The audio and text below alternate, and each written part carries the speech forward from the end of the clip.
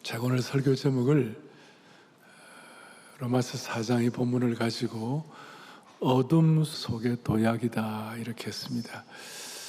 제목을 듣더니 어떤 분이 드라마 제목인가 이렇게 하셨는데, 드라마 제목이 아니고 본문에 의하면 어둠 속의 도약이란 말은 바랄 수 없는 중에 바라라고 믿는 믿음.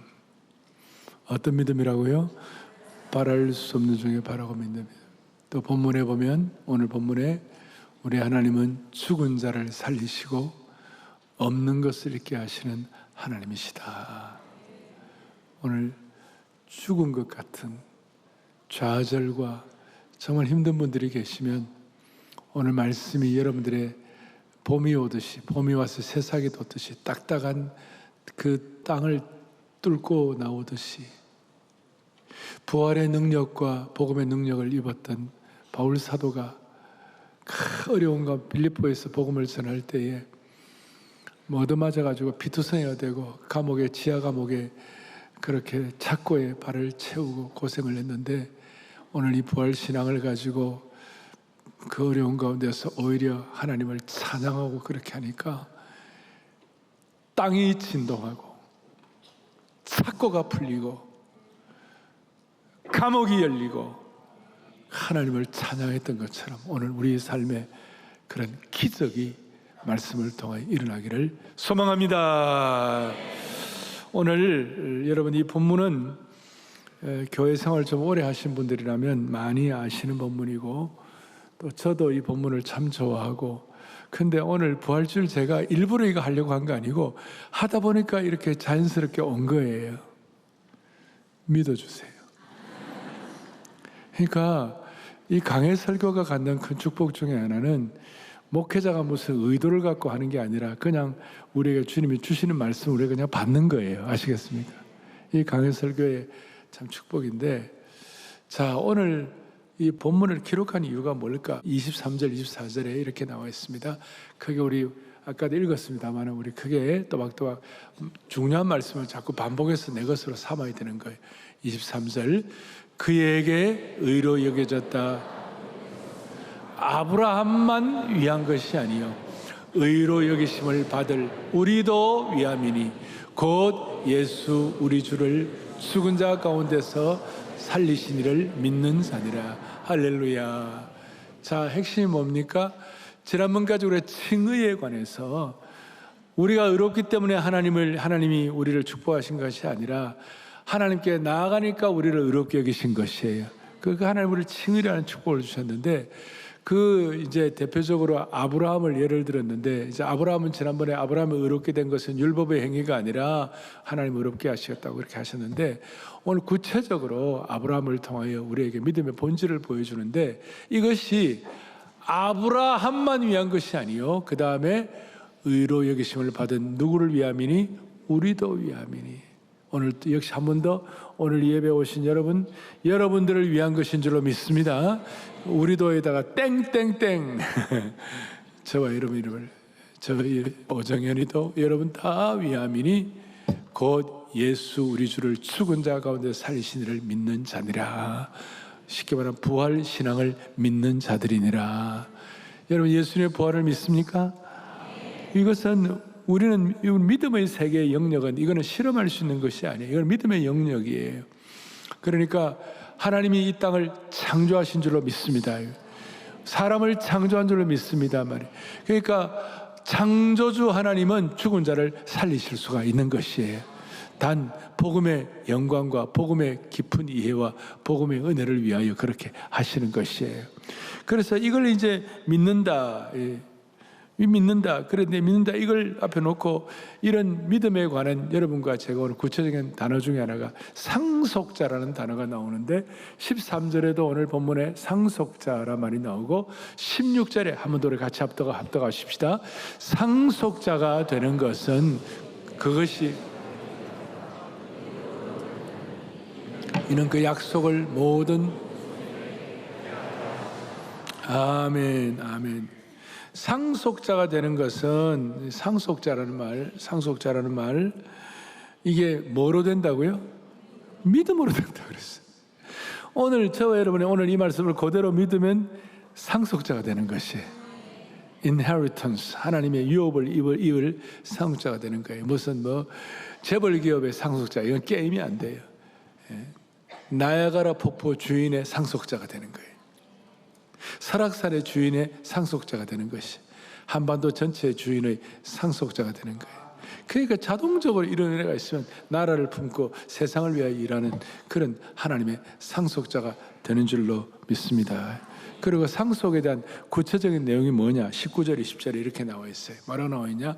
그가 백선화되어 자기 몸에 죽은 것 같음과 사라의 태가 죽은 것 같음을 뭐하고도요? 알고도 믿음이 약하여지지 아니하고, 믿음이 없어 하나님의 약속을 의심하지 아니하고 믿음으로 견고하여져서 하나님께 뭘 돌리고요? 영광을 돌린다. 영광을 돌린다. 그래서 첫 번째, 이 상속자, 또 약속의 언약의 약속을 믿는 하나님의 신실한 종들에게 우리에게 아브라함 믿음의 예를 들었는데, 그러니까 아브라함 윈전하는 게 아니고 여러분과 저의 것으로 지금 삼아야 되는 것이야. 그냥 전기 있는 게 아니에요. 이게 내 것으로 삼는 것이. 그래서 이걸 위하여 어떤 믿음을 상속할 것인가? 첫 번째, 문제를 알고도 약속을 믿는 믿음이에요. 아브라함은 문제를 알고도 믿었어요. 오늘 본문에 보니까 언약과 약속이라는 말이 5번 했어요. 짧은 구절에 언약은, 14절에도 약속은, 16절에도 약속을, 20절에도 약속을, 21절에 약속하신 언약과 약속은 같은 말인데, 이 언약이라는 말이 5번이에요. 5번. 그리고 이것은 우리가 언약을 쟁취한 것이 아니라, 이유를 모르지만 하나님께서 하나님의 의를 우리에게 전가시켜가지고 하나님께서 아브라함에게 일방적으로 나타나셔서 내가 너로 민족의 큰 민족을 이루겠고 너는 모든 족속의 복의 근원이 된지라, 이 말을 그냥 일마다 때마다 창세기의 12장, 13장, 15장, 17장, 27, 22장에서 아주 정확한 장면을 통하여 5번이나 반복했어요.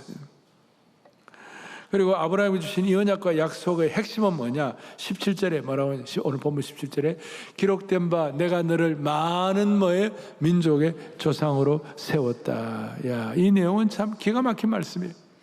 백세나 되는 노인에게, 자식도 없는 노인에게 어떻게 너를 많은 민족의 조상으로 세웠다? 말이 됩니까? 우리가 한 발 양보해가지고 자녀 몇 명을 얻는 정도가 된다, 자녀 몇 명의 아버지가 되겠다, 그럴 어느 정도 이해할 수 있겠지만, 자식도 없는 아브라함에게 내가 너로 많은 민족의 조상이 되게 하겠다. 남들이 볼 때 이것은 명백하게 불가능한 것이고 명백하게 허황된 꿈이었고, 그래서 헛된 희망이자, 제가 용어를 하나 붙였어요. 노인 희망 고문이야. 노인 희망 고문. 노인 희망 고문. 그 노인 희망 고문의 이런 상황인데, 희한하게도 아브라함은 하나님께서 말씀하신 것들, 언약을 믿고자 하는 마음이 일어난 거예요. 그래서 11절에 그가 백선화되어서 자기 몸에 죽은 것 같음을 뭐하고 돼요? 알고도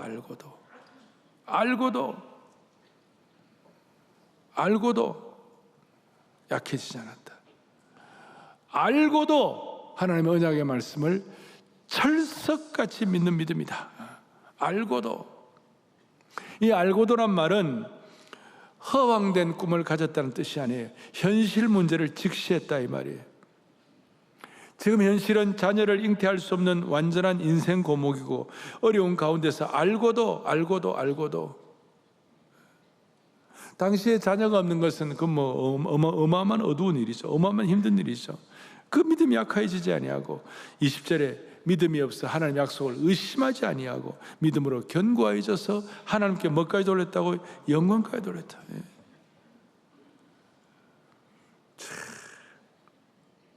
이 알고도라는 이 말씀은 현실 문제를 그냥 간과했다, 현실 문제를 그냥 알지 못했다, 그런 뜻이 아니에요. 직시했다. 사람들이 문제가 있으면, 어려우면 회피하고 도망가죠. 아브라함은 그 현실 문제를 알고도 도망가지 아니하고 약속의 말씀에 자신을 위탁한 거예요. 우리의 삶 가운데 이 알고도라는 이 내용이 어떤 뜻인가? 여러분, 몸에 큰 병이 들었으면 그게 현실이에요. 그 현실을 우리는 간과하지 않는 거예요. 그 병이 있는데도 불구하고, 어제 내가 어떤 목사님을 만났는데 70대 후반 목사님인데 저한테 와서, 목사님, 저보고, 아이고 목사님, 저는 종합병동입니다. 그래. 머리부터 발끝까지 수많은 병이 있는 거예요. 그걸 알고도 믿는 믿음이에요. 알고도. 가정에 깨어진 가정들도 있어요. 그거 현실이에요. 그걸 알고도 믿는 믿음이에요. 실직을 했다면 그것도 현실이에요. 정신적으로 감당이 안 되는 우울증이 있다면 그것도 현실이에요. 타조처럼 모래 속에 일시적으로 머리를 파묻을 수 있다고 도망간다고 해결되는 게 아니에요. 그래서 믿음이란 게 뭐냐 그랬을 때 다 함께 시작. 믿음은 현실을 회피하는 것이 아니다. 다 함께 믿음은 현실을 직시한 다음 알고도 하나님의 약속의 말씀에 근거하여 그 현실을 올바르게 반응하고 해석하는 것이다. 아멘. 아브라함은 그래서 알고도 믿는 강력한 믿음의 은혜를 주시는데, 이 알고도 믿는 믿음에 대해서 오늘 20절에 놀라운 것이 뭐냐? 알고도 믿음의 견고에 있어서 하나님께 영광을 돌린다. 말이 됩니까? 알고 있으면, 알면 더 마음에 부담돼 가지고 더 슬퍼하고 더 좌절할 텐데, 알고도 믿음의 견고에 있어서 하나님께 영광을 돌린다. 미리미리 힘든 거 알고도, 그래서 내일부터 있을 특세에 미리미리 나와가지고 하나님을 찬양하고, 우리 식으로 말하면 내일 있을부터 특세에 미리 특세에 나와가지고 하나님께 영광을 돌리고 찬양하고 있잖아요. 한 단계 올라가고 21절에 약속하신 그것을 또한 능히 이루실 줄을 확신하셨으니, 이것이 알고도 믿음의 핵심인데, 알고도 믿음이 약해지지 않고, 알고도 약속을 의심하지 않고, 알고도 미리 하나님을 찬양하고, 알고도 능히 이루실 줄을 확신한다. 그래서 제가 어둠 속의 도약이라고 말씀을 한 이유가 뭐냐? 알고도, 현실의 어려움을 알고도 믿음이 약해지지 않고, 그게 도약이에요. 약속의 말씀에 있는 게 도약이에요. 그리고 여기서 어둠 속의 도약이란 것은, 이 어둠이란 말은 길이 없는 상태가 아니라 내가 길을 모르는 상태예요. 그래서 우리에게는 어둠이지만 하나님께는 어둠이 아닌 줄로 믿습니다. 그래서 하나님의 약속의 말씀을 믿으면 우리는 어둠 속에 도약할 수 있는 것이에요. 설명되지 않는 어둠의 상태에서도 알고도 우리가 믿을 때에, 설명되지 않는 어려움을 알고도 믿을 때 우리가 한 발을 알고도 어둠 속으로 내딛는 거예요. 어둠 속의 도약이에요. 이게 부활 신앙인 줄로 믿습니다. 그래서 이 어둠 속의 도약은 결과를 계산하고 점프하는 게 아니고 하나님께 자신을 맡기는 헌신과 위탁의 점프가 되는 것이에요. 예를 들어서 아브라함은 나중에 이제 이 아들을 낳고 이삭을 제물로 바치라 그랬을 때, 이삭을 제물로 바치는 것은 진짜 어두움도 그런 어둠이 없어요. 그럼 어떻게 되는 거예요? 무슨 하나님의 약속의 말씀이 이루어지기는커녕 아무것도 안 이루어지는 그런 상황 가운데서도 아브라함이 이삭을 바칠 때에 알고도 점프하는 거예요. 알고도. 결과를 계산한 점프가 아니라 하나님께 자신을 맡기는 점프예요. 결과를 계산하지 않고 결과가 보장되어서가 아니라 언약의 약속의 말씀을 신실하게 믿고 하나님의 신실하기 때문에 비록 눈에 보이지 않지만 믿음으로 점프하는 것이. 어둠 속의 도약이라고 하면 가장 먼저 드는 생각은 위험한 거예요. danger. 위험한데 어떻게 하지? 결과도 보이지 않는 상황에서 점프한다는 건 굉장히 위험해 보이는데, 그런데 제 생각에 여러분, 우리가 잘 살아봐야 남들보다 10년, 20년, 맥시멈 30년 더 잘 사는 거예요. 그 금방 지나가는 거예요. 눈에 보이는 여러분 자기 중심으로 자기 생각과 뜻 가지고 자기 생명보험, 자기 보험 들고 자기 능력 갖고 사는 게 낫습니까? 아니면 하나님의 약속의 말씀에 의지해 갖고 알고도 하나님께서 이루실 것을 믿고 그 믿음의 언약의 약속대로 하나님 지킬 것을 믿고 사는 게 어느 게 전자가 나아요, 후자가 나아요? 제가 묻는 건 주로 후자가 답이에요. 후자가 답. 왜냐하면 지금도 유럽 쪽에 뭐 중동 쪽에 뭐 가변성이 많고 전쟁도 끝나지 않고 인생이라는 게 그런 게 많아요. 사실 대한민국이 70년 동안 80년 동안 전쟁이 없이 오늘까지 온 것, 이거는 하나님 특별한 보호하심이에요. 우리의 삶이란 것은 만만하지 않잖아요. 제가 지난주에도 인생은 가혹하고 잔인하다고, 정말 삶이란 그런 거예요. 그런 문제 많은 인생 가운데 여러분 실력으로, 여러분 능력으로 여러분들로 산다. 여러분 그것처럼 어리석은 게 없는 거예요. 하나님의 약속의 말씀을 믿고 우리 인생의 어려움을 알고도 주님 신뢰하고 경고하고 흔들리지 않는 믿음 갖는, 그게 진짜 인생의 지혜로운 길인 줄 믿습니다.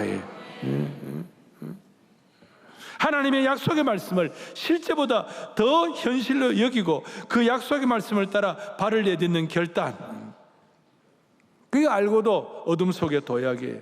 그래서 이런 믿음 있는 사람은 보이지는 않지만, 보이지 않아도 순종할 수 있고, 이해되지 않지만 따를 수가 있고, 이루어지지 않지만 이미 받은 것처럼 살 수가 있는 능력을 받는 것입니다. 그래서 오늘 제가 이 영광스러운 부활주일날 여러분들과 우리가 로마서를 통하여 오늘 4장 뒷부분에 있는 내용을 가지고 믿음의 도약 공식을 제가 몇 가지 말씀을 드릴 거예요. 믿음의 무슨 공식이라고요? 도약하는 거, 한 단계 올라가는 거. 왜 예수입니까? 어떤 분들은 늘 물에 물탄들 그저 그렇고 그냥 뭐 어떤 영적인 어떤 그 거룩한 어떤 은혜의 감격이 없고 그냥 좀 이렇게 그냥 적당하기라, 왜 그렇게 왜 그럴까? 여러분 인생은요, 보세요. 미래는 다 인생은 미래는 다 두려움이에요. 아무도 모르니까. 근데 그 미래를 두려움으로 살 것인가? 아니면 미래를 언약의 믿음을 가지고 설렘을 갖고 살 것인가?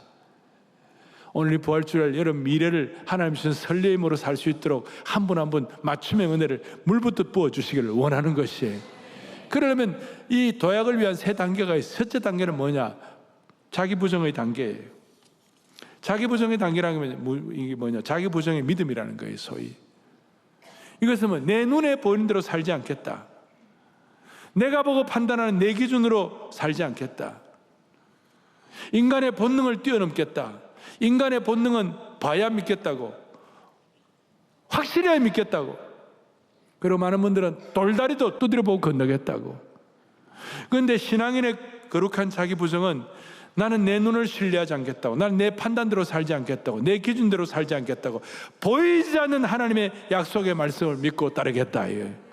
본능대로 판단하지 아니하고 약속의 말씀을 믿겠다. 이게 거룩한 자기 부정의 단계예요. 두 번째 단계는 뭐냐? 전적 위탁의 믿음이에요. 오늘 본문에 얘기도 아까 알고도 믿음이 약해지지 아니하고, 이건 자기 부정이고, 그 다음에 약속을 의심하지 않고 믿음으로 견고하여 져서, 이게 전적 위탁의 믿음인데, 약속의 말씀을 믿는다는 수준 정도가 아니라 그 약속하신 하나님께 내 삶을 던지는 것이, 아까 영적 점프한다고 그랬는데, 나를 내려놓고 하나님께 전적으로 맡기는 거예요. 여기에 맡긴다는 것은 결과를 보장받아서 맡기는 것이 아니에요. 오히려 결과를 모르기 때문에, 아니 결과를 몰라도 맡기는 것이에요. 여러분 결과를 다 안다면 못 맡길 사람이 어디 있습니까? 오늘 전적 위탁의 믿음은 이렇게 말한 거예요. 하나님이 나 결과 몰라도 하나님이 약속하셨으니까 내가 맡기는 것이다. 결과는 아직 보이지 않지만 내 인생의 방향을 하나님의 약속에 맞출 것이다. 내 인생의 안테나를 하나님의 언약의 말씀에 고추 세우겠다. 그래서 저는 여기서 이런 얘기 하잖아요. 제가 한 번씩 바위로 계란을 치는 것은 누구나 다 아는 것이다. 그건 눈에 보이는 것이다. 근데 계란으로 바위 치는 것은 이건 말도 안 되는 일인데, 우리가 전적 위탁의 믿음을 가질 때는, 우리가 어떨 때는 어둠 속에서 도약을 통하여 계란으로 바위를 치는 어떤 그런 신앙의 한 단계 올라가는 그런 축복도 있는 줄 믿으셔야 되시는 거예요. 이제 세 번째가 제일 중요한 것인데, 이 세 번째 단계가 제일 중요한 믿음의 도약 공식인데, 좀 어려운 말로 암렵 때는 얘기하니까 목사님 그거 참 어려운 말인데, 어려운 말일수록 제대로 박히면 평생 가는 거예요. 아시겠어요? 전유물화의 믿음이에요. 여러분 전유물이란 말 알죠? 전유물이면 내 것으로 온전히 삼았다 그 말이에요. 전유물이라는 말은 뭐냐면 미래의 가능성을 내 것으로 체화한다 이 말이에요. 미래의 가능성을 내 것으로 내재화시킨다 이 말이에요. 그러니까 전유물화는 어떤 것을 온전히 자기 것으로 만들어버리는 실체를 경험한다는 뜻이에요. 그래서 전유물이라는 말은 뭐냐면, 전유물이란 밖에 있던 것이 내 안에 들어와 실제가 되는, 내재화되는 것으로 이해할 수 있는데, 이는 하나님의 약속을 온전히 내 것으로 받아들이고 실제로 누리는 삶이다, 이 뜻이에요. 하나님께서 약속으로 주시는 그 말씀을 온전히 내 것으로 취해가지고 내 삶의 양식으로 삼고 내가 살아가는 것이다. 그러니까 이 단계가 어둠 속의 도약의 클라이맥스라고 말할 수 있어요. 조금 더 들어가면 이 전유물이라는 것은 이런 뜻이에요. 이런 뜻이에요. 다 같이 읽겠습니다. 전유물이라는 것은 하나님이 주신 약속을 미래의 가능성만으로 두지 아니하고 현재 현실로 이것이 키예요. 자, 다시요. 모든 사람에게 미래는 두려운 것이에요. 근데 그 두려움으로 살 것인가? 아니면 설레며 살 것인가? 미래의 가능성을 가능성만으로 두지 아니하고 현재 현실로 받아들이는 것이에요. 그러니까 미래에 일어날 일을 내가 언약의 말씀으로 믿고 내가 지금 성취를 보는 것이에요. 대표적으로 뭐냐? 히브리서 11장 19절에 이런 내용이 나와 있어요. 뭐라고 나와 있느냐? 그가 하나님이 능히 이삭을 죽은 자 가운데서 다시 살리실 줄로 생각한지라 비유컨대 그를 죽은 자 가운데서 도로 받은 것이니라. 아브라함의 놀라운 믿음에 대해서, 믿음의 본질에 대해서 얘기할 때에 아브라함은 미래에 일어날 그 하나님의 은혜와 약속의 말씀을 지금 현재 현장의 삶에 당겨와 믿어. 이걸 전유물화 믿음이다.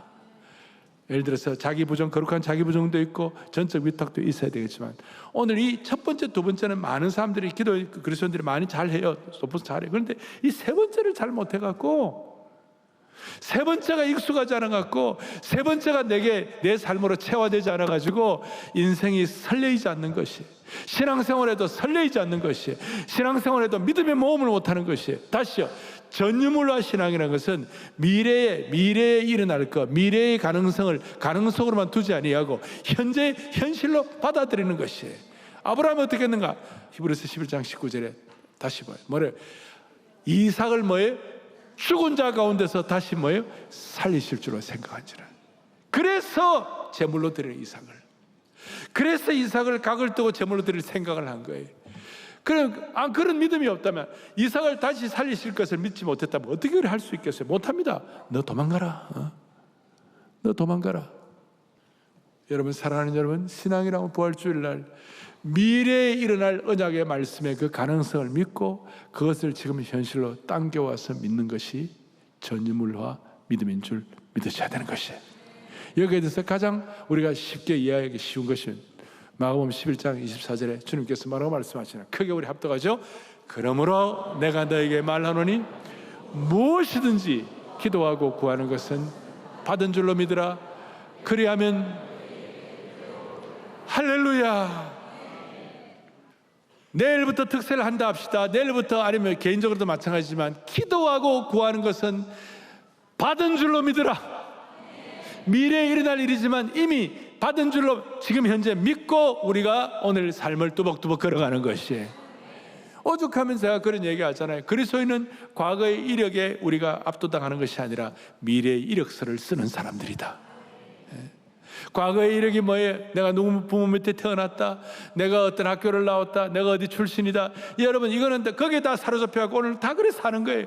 거기서 스트레스 받고, 뭐 좋으면 좋은 대로 더 잘해야 된다는 부담, 안 좋으면 안 좋은 대로 이게 뭔가 하는 이런 마음의 연약함, 이런 것들이 내 삶을 지배하니까 현재의 삶이 기쁘지가 않아. 감사가 없어요. 능력이 안 나타나요. 그런데 미래에 하나님 우리 주실 그 은혜를 내가 확실히 믿고, 하나님 최소한 우리는 미래는 우리가 천국이다 이 말이에요. 우리 최소한 우리 미래는 하나님의 품에 안기는 것이다 이 말이에요. 최소한 우리 미래는 사명대로 사는 것이다 이 말이에요.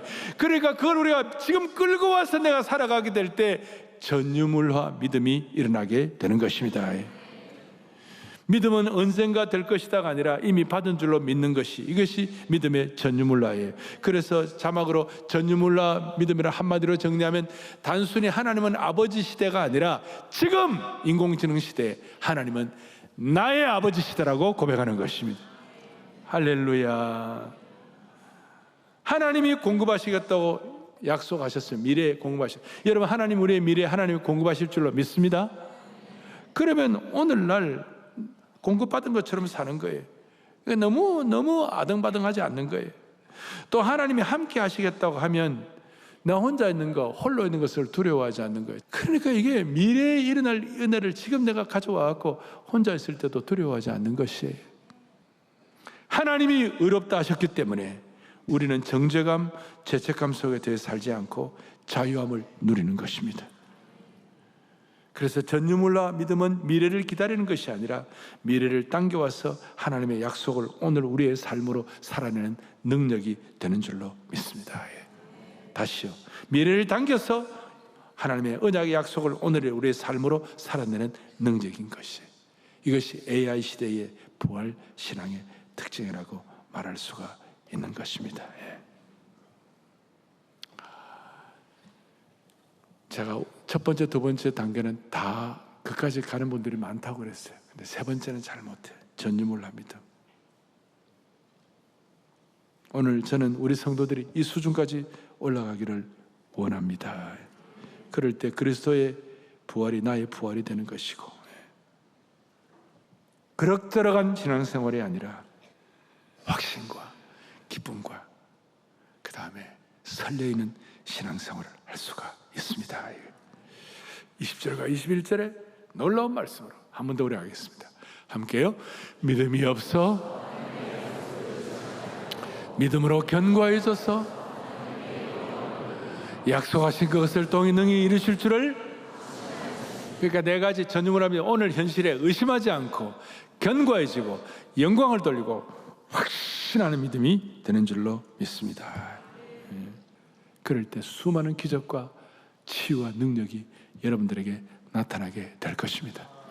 이거는 우리 개인뿐만 아니라 대한민국도 마찬가지예요. 여러분, 우리 인천 상륙 작전이 없었으면 우리 다 죽었어요.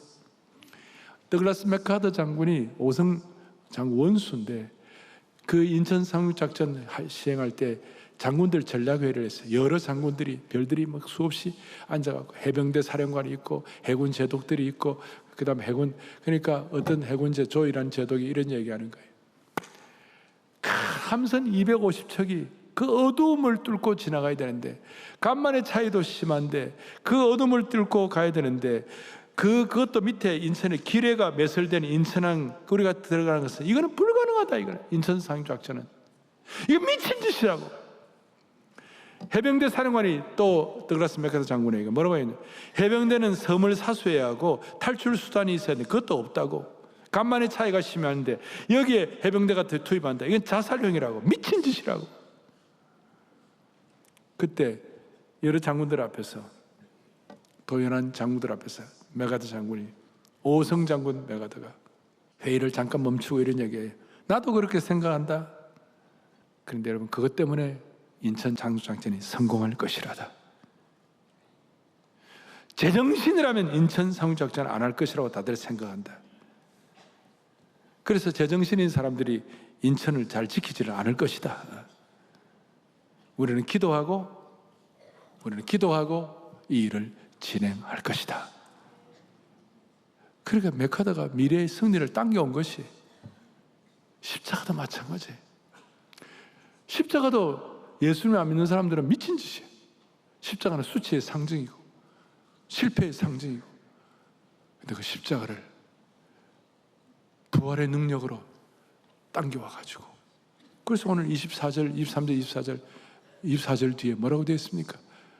우리 주를 죽은 자고 살리신 이를 믿는 자니라. 당겨가지고 십자가의 수치 생각하면 무슨 영광이 되겠냐고. 그런데 하나님의 해석은 달랐어요.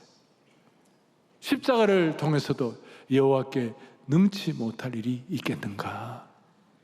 오늘 이것을 깨닫는 것이 부활의 믿음인 줄 믿으시기 바랍니다. 이걸 깨달아야 여러분들이 21세기 AI 시대에 플랫폼 신앙을 갖는 거예요. 플랫폼이란 건 뭐냐? 상속자가 되는 거예요. 처음 말씀한 상속자. 하나님의 축복의 플랫폼은 정보를 모으고 사람을 연결하고 정보와 사람을 흘려보내는 파이프라인이에요. 쉽게 말해서 플랫폼은 물탱크가 아니라 수도관이요, 돈을 쌓아두는 금고가 아니라 돈이 유통되는 시장이에요. 계속 흘러가는 거예요. 여러분, 이런 축복을 흘려보내는 플랫폼 되기를 원하는 것이에요. 우리는 축복을 나한테만 딱 멈추면 안 돼요. 축복을 소유만 하면 안 되고 흘려보내야 되는 것이, 그게 태신자를 데리고 기도하는 것이. 그래서 오늘 우리가 이런 수준의 신앙이 올라가면 기도할 때도 소비형 신앙은 내 문제를 해결해 달라고, 그런데 플랫폼이 돼가지고 사명자가 되면 사명형 신앙은 하나님 뜻이 이루어지게 해달라고, 관계에 있어서도 소비형 신앙은 나를 이해만 해달라고 말하지만 사명은 오히려 내가 사명자는 섬기겠다고. 오늘은 능치 못할 일이 있겠는가? 미래를 당겨갖고는 전유물화의 믿음을 가진 이 신앙은 뭐라고 말하느냐? 교회에 대해서 은혜 받는 것 정도가 아니라 은혜의 저수지로서 은혜를 흘려보내는 축복을 사명자는 믿고 실천하고 적용하는 것이에요. 오늘 이 은혜를 가지고 여러분, 사랑하는 여러분, 오늘 모두가 다 전유물화 신앙의 선봉장이 되기를 축복합니다. 찬송 가운데 원수를 다 이기고 그다음 살아나셨네. 그 다음에 가사가 뭐냐면 어둠을 이기시고 나와서 성도 함께 길이다. 미래를 당겨오는 거예요. 사셨네.